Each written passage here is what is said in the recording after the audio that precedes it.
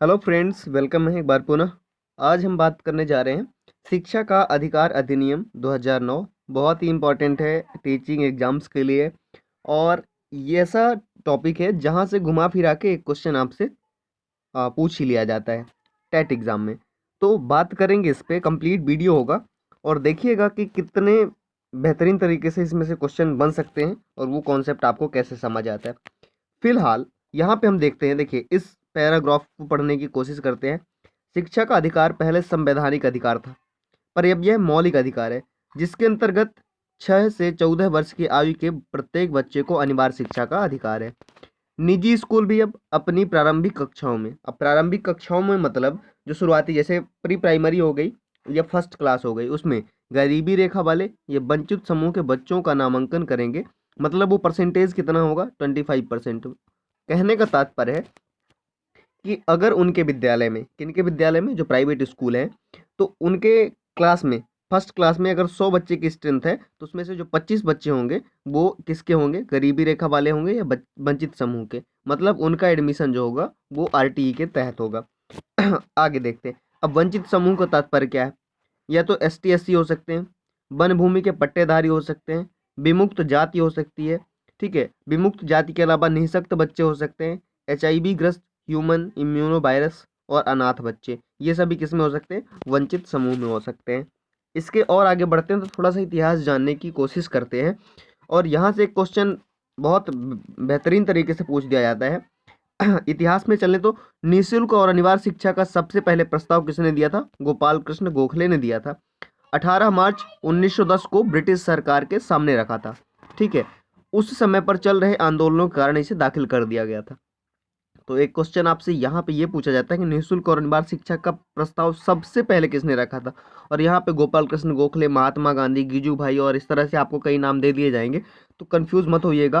गोपाल कृष्ण गोखले की मतलब जब बात आती है तो उन्होंने ही निःशुल्क और अनिवार्य शिक्षा का प्रस्ताव सबसे पहले रखा था। कब रखा था? 18 मार्च 1910 को। किसके सामने रखा था? ब्रिटिश सरकार के सामने रखा था। लेकिन ये निरस्त हो गया या कैंसिल हो गया, खारिज कर दिया गया। क्यों? क्योंकि उस टाइम पे जो मूवमेंट चल रहे थे, आंदोलन चल रहे थे, उसके वजह से इसे खारिज कर दिया गया था।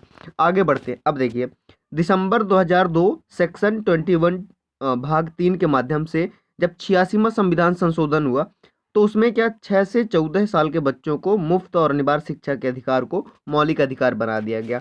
मैंने मौलिक अधिकार का भी एक सेपरेट वीडियो डाला है, ठीक है, उसे आप देखिएगा और उसमें आपको सारी चीज़ें समझ में आ जाएंगी मौलिक अधिकार से संबंधित। अगर देखना चाहते हैं तो लिंक डिस्क्रिप्शन में मैं दे दूंगा। ठीक है, अब देखिए दिसंबर 2002 में जब ये 86वां संविधान संशोधन हुआ तो उसमें 6 से 14 साल के बच्चों को मुफ्त और अनिवार्य शिक्षा का अधिकार दिया गया मौलिक अधिकार के रूप में। कौन से में दिया गया? सेक्शन 21 भाग 3 में। और सेक्शन 21 ए की बात आती है जब, वहाँ पे ये दिया गया है। ठीक है, आगे बढ़ते हैं। यह अधिनियम 2 जुलाई 2009 को सर्वप्रथम कैबिनेट मंत्रालय द्वारा, 20 जुलाई 2009 को राज्यसभा द्वारा और 4 अगस्त 2009 को लोकसभा द्वारा पारित किया गया। और 26 अगस्त 2009 को भारत की तत्कालीन राष्ट्रपति श्रीमती देवा पाटिल द्वारा इस विधेयक को मंजूरी दी गई।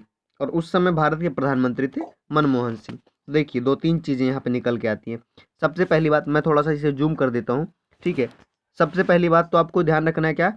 सेक्शन 21 भाग 3, 86वां संविधान संशोधन और 6 से 14 साल के बच्चों को मुफ्त अनिवार्य शिक्षा का अधिकार प्रदान किया गया 2 जुलाई 2009 को कैबिनेट में। दो के बाद किस में आ जाएंगे? एक जीरो लगा दीजिए। 20 जुलाई 2009 को राज्यसभा द्वारा, 4 अगस्त को और जोड़ दीजिए, 4 और जोड़ दीजिए, 4 अगस्त 2009 को लोकसभा द्वारा। और इनको जोड़ेंगे 20, 2 22, 22 और 4 26। 26 अगस्त को ये कहाँ पारित हुआ था? 26 अगस्त को तत्कालीन राष्ट्रपति द्वारा उसमें हस्ताक्षर हुए थे। तो इस तरह से आपको जोड़ना है कि 2 जुलाई, फिर 20 जुलाई, फिर 4 अगस्त। तो 2, 4 और 20 को जब जोड़ेंगे तो आखिरी वाला आपको मिल जाएगा 26 अगस्त। और 26 अगस्त को ही यहाँ पे राष्ट्रपति के साइन हुए थे।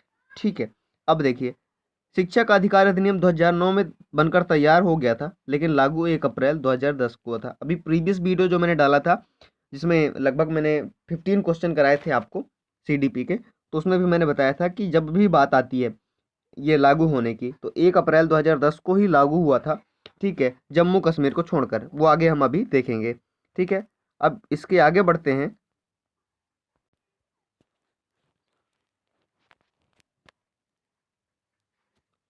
इसके मुख्य प्रावधान की अगर हम बात करें तो देखिए 6 से 14 साल के बच्चों को मुफ्त शिक्षा प्रदान की जाएगी। निजी विद्यालय में 25% बच्चे जो होंगे निःशुल्क पढ़ाने होंगे। फीस वसूलने पर 10 गुना जुर्माना। ये जो पैराग्राफ है ना आपका बहुत ही इम्पोर्टेंट है और यहाँ से मतलब ऐसे क्वेश्चन बनते हैं जो फिर बड़ा कन्फ्यूजन क्रिएट करते हैं। फीस वसूलने पर 10 गुना जुर्माना होगा और अगर शर्त नहीं माने तो मान्यता रद्द होगी। मान्यता रद्द होने के बाद स्कूल चलाया तो 1 लाख का जुर्माना लगेगा और 1 लाख का जुर्माना देने के बाद भी अगर आपने स्कूल चलाया तो 10,000 प्रतिदिन के हिसाब से जुर्माना लगेगा। तो पहली चीज़, फीस वसूलने पर 10 गुना जुर्माना, नहीं मानते हैं तो मान्यता रद्द, मान्यता रद्द होने के बाद चलाए तो 1 लाख का जुर्माना और इसके बाद भी चलाए तो 10,000 डेली के हिसाब से। तो ये सारी चीज़ें आपको ध्यान रखनी है। क्या है, 10 गुना, 10 गुना के बाद मान्यता रद्द, मान्यता रद्द के बाद 1 लाख और 1 लाख के बाद 10,000 डेली। ठीक है। फिर विकलांग बच्चों के लिए मुफ्त शिक्षा की उम्र बढ़ाकर कितनी कर दी गई है, 18 साल कर दी गई है। सॉरी, हाँ, विकलांग बच्चों की बात जब भी आती है ना, CWSN child, children with special need, तो आपको हमेशा ध्यान रखना है कि वो 14 वर्ष तक नहीं बल्कि 18 वर्ष तक यानी 12th तक की शिक्षा प्राप्त करेंगे। ठीक है। शिक्षा उपलब्ध कराना केंद्र और राज्य सरकार की जिम्मेदारी होगी। कोई भी शासकीय या अशासकीय शिक्षक प्राइवेट ट्यूशन नहीं पढ़ाएंगे। ये RTE में बाकायदा इसका प्रावधान है कि कोई भी चाहे गवर्नमेंट टीचर हो और चाहे प्राइवेट टीचर हो वो ट्यूशन नहीं पढ़ाएंगे, प्राइवेट ट्यूशन नहीं देंगे। ठीक है। अगर बच्चे के पास जाति प्रमाण पत्र या जन्म प्रमाण पत्र नहीं है तो उसे विद्यालय में प्रवेश देने से नहीं रोका जा सकता है। साथ ही बच्चे को उसकी आयु के हिसाब से कक्ष में प्रवेश मिलना चाहिए। ठीक है। ये भी बात मैंने आपको कल बताया था कि RTE के तहत ये चीज़ कही गई है कि अगर कोई बच्चा 9 साल का है या 10 साल का है तो बच्चा अगर 10 साल का है तो 6 4 10 मतलब उसे 4th क्लास में एडमिशन देना चाहिए। बच्चा अगर 9 साल का है तो उसे 3rd क्लास में एडमिशन देना चाहिए। ये इसमें कहा गया है। आगे बात की गई इसमें, प्रत्येक विद्यालय में एक SMC मतलब स्कूल मैनेजमेंट कमेटी, विद्यालय प्रबंधन समिति का गठन किया जाएगा।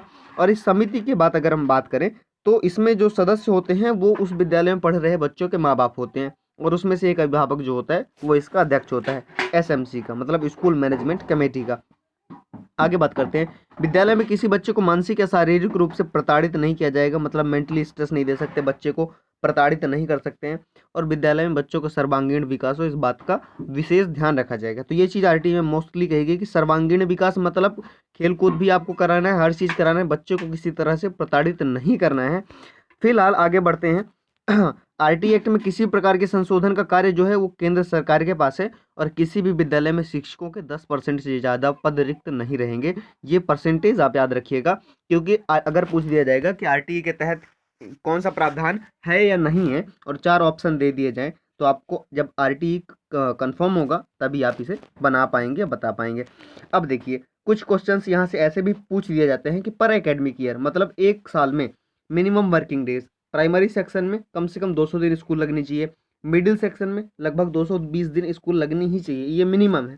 मैक्सिमम तो ठीक है, चलिए आप इससे ज़्यादा भी हो सकता है लेकिन कम से कम इतने वर्किंग डेज होने चाहिए किसमें, 1 एकेडमिक ईयर में। आगे बात करते हैं, अगर वर्किंग आवर की बात आती है तो 1 एकेडमिक ईयर में 800 घंटे का काम होना चाहिए, किसमें, प्राइमरी सेक्शन में। मिडिल सेक्शन में 1000 घंटे का काम का प्रावधान है, किसके तहत, RTE के तहत। यहीं पे अगर बात आती है कि एक हफ्ते में कम से कम कितने घंटे टीचर को देना चाहिए, तो 45 घंटे पर वीक, ये बात कही गई है किसमें, RTE में। एक चीज़ और मैं यहाँ पे क्लियर कर दूँ, ये स्टूडेंट का रेशियो पूछा था, टीचर स्टूडेंट रेशियो, तो वो भी आप देख लीजिएगा। Number of teachers according to student in primary section up to 60 student 2 teacher, मतलब 60 विद्यार्थी तक 2 शिक्षक। 61 से 90 के बीच 3 टीचर हो जाएंगे।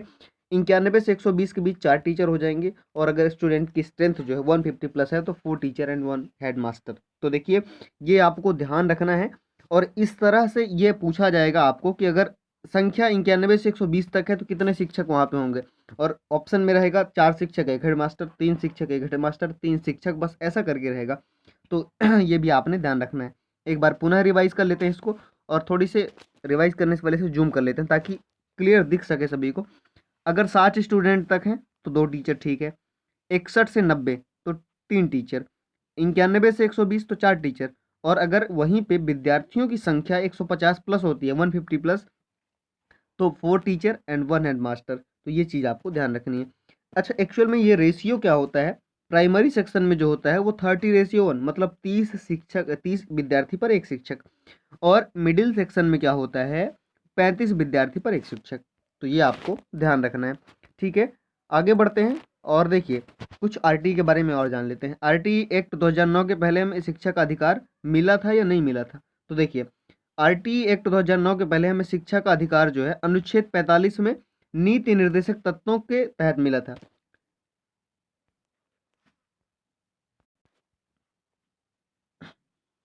तो हम बात कर रहे थे जैसे कि आरटीई एक्ट के पहले जो था ये हमें डीपीएसपी डीपीएसपी के तहत मिला था, directive principle of state policy, इसके तहत ये अधिकार मिला हुआ था। ठीक है, और कि राज्य बच्चों के लिए शिक्षा का प्रावधान करेंगे, ये सारी चीज़ें थी उसमें। ठीक है, और ये केवल संवैधानिक अधिकार था, ना कि मौलिक अधिकार। ठीक है, लेकिन जब 2002 में 86वां संविधान संशोधन हुआ तो अनुच्छेद 21(1) के तहत, ये आप सेंटेंस याद रखिए कि इसमें 3 चीज़ें हैं, 2002 86वां संविधान संशोधन अनुच्छेद 21A, और इसके तहत ये कहा गया कि निःशुल्क और अनिवार्य शिक्षा का अधिकार जो है अब वो मौलिक अधिकार बन गया, और 1 अप्रैल 2010 से जम्मू कश्मीर को छोड़कर ये भारत के सभी राज्यों में लागू हो गया। अच्छा, 51 ए आर्टिकल क्या कहता है? आर्टिकल 51 ये कहता है कि माता पिता का कर्तव्य होगा कि वह अपने बच्चों की प्रारंभिक शिक्षा पूरी कराएं। और 51 ए संबंधित किससे है? तो 51 ए आपको पता होगा, आप चाहे कोई भी किताब खोलें, सबसे लास्ट पेज में एनसीईआरटी की सबसे लास्ट पृष्ठ में एक आर्टिकल दिया रहता है 51 ए, और वो किससे संबंधित रहता है? नागरिकों के मूल कर्तव्य, मतलब फंडामेंटल ड्यूटीज से रिलेटेड रहता है। और लगभग ये 11वां जोड़ा गया है, और उसमें लिखा गया है कि यदि माता पिता या संरक्षक हैं तो 6 से 14 वर्ष की आयु वाले अपने यथास्थिति बालक या प्रतिपालक को शिक्षा के अवसर प्रदान करें, और ये बाकायदा इसमें कहा गया है। तो ये चीज़ें लगभग यहाँ से कंफर्म होती हैं।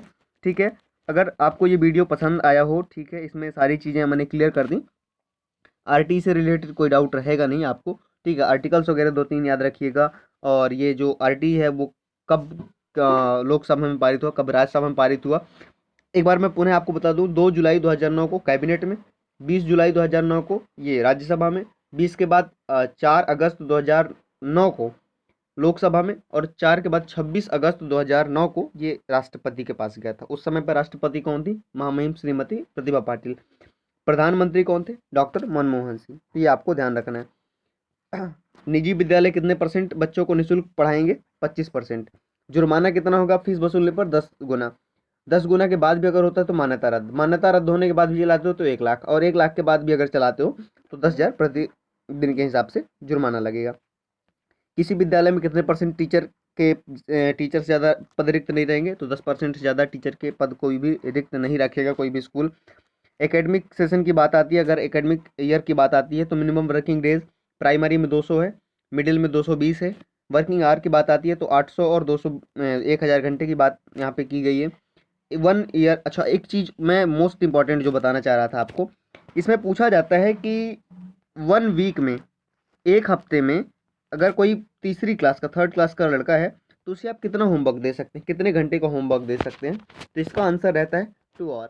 मतलब एक हफ्ते में किसी बच्चे को, तीसरी लेवल तक के, 3rd लेवल तक के बच्चे को आप 2 घंटे से ज़्यादा का होमवर्क नहीं दे सकते। तो ये भी आपने ध्यान रखना है। जो लास्ट तक देख रहे होंगे उनको ये चीज़ मिली, और जो नहीं देखते हैं लास्ट तक वो इस चीज़ से वंचित रह जाएंगे। इसलिए जब भी आप वीडियो को देखिए कंप्लीट देखिए, जिसका भी वीडियो देखिए कंप्लीट देखिए, क्योंकि इन्फॉर्मेशन कलेक्ट करना है आपको। ठीक है, कंफ्यूज नहीं होना है। Thank you so much. चलिए नेक्स्ट वीडियो में जल्द मिलेंगे।